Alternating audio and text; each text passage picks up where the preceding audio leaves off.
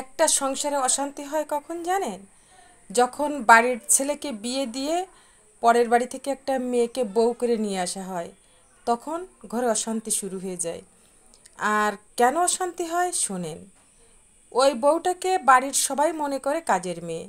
যখনই ওই বউটাকে দিয়ে ঘর মোছা, থালাবাটি ধোয়া, রান্নাবান্না করা, বাড়ির সবার জামা কাপড় ধোয়া, ইত্যাদি ইত্যাদি কাজ বাজ আছে যেগুলো সব কিছু করানো। আর প্রথমত শাশুড়ি মা সারাক্ষণ তার কাজের খুঁত ধরতে থাকে। এটা হলো না, ওটা করলে না, এটা হলো না কেন, এটা করলে না কেন, এটা আমাকে দিলে না কেন। তারপর হচ্ছে ননদিনী বসে বসে হুকুম করে। তারপর বাড়ির ছোট ভাই, ছোট বোন, ভাই, ভাবিরা যারা যারা আছেন আর কি সংসারে, সবাই সেই বউটাকে কাজের মেয়ে মনে করে সব কাজগুলো করিয়ে নিতে চায়। তখন যদি সেই বউটা তার স্বামীর কাছে বিচার দেয় যে দেখো, সবাই আমাকে এরকম করছে, কেউ আমাকে একটু ভালোবাসার কথা বলছে না, বা আমার সঙ্গে সেরকম ভালো ব্যবহার করছে না, আমাকে দিয়ে সবার সব কাজগুলো করিয়ে নিচ্ছে, আবার আমাকে বেশি কথাও বলছে, তোমার কাছে আমার বিচার রইল, তুমি অন্তত আমার বিচারটা করো।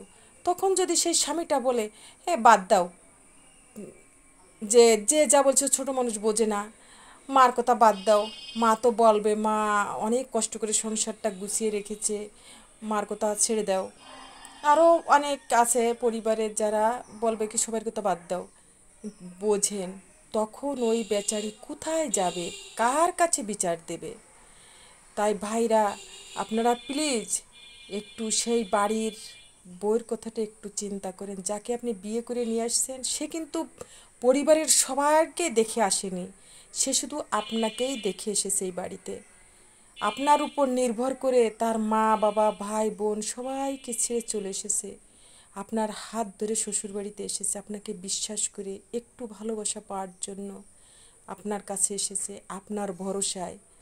তাই আপনি অন্তত সেই মেয়েটার একটু খেয়াল রাখবেন।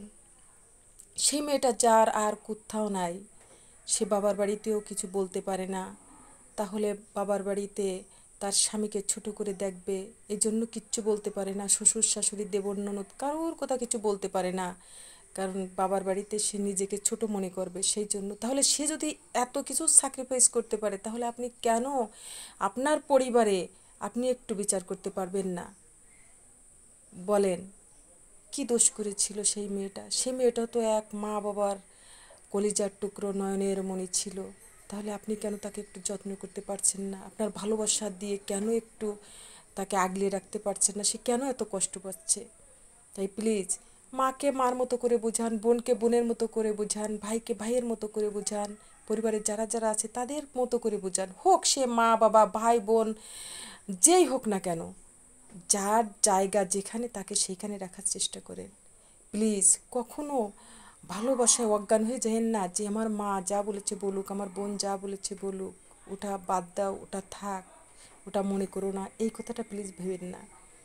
আপনি আপনার বিচারটা করেন, কারণ সে আপনার বউ, সারা জীবনই সে আপনার পাশে থাকবে। তাই প্লিজ ভাই, আপনার বউকে আপনার মর্যাদা মান সম্মান সব দিয়ে তাকে ওই বাড়িতে একটা বউ করে রাখেন, আপনার পরিবারে একজন করে রাখেন। এটাই আমার কথা।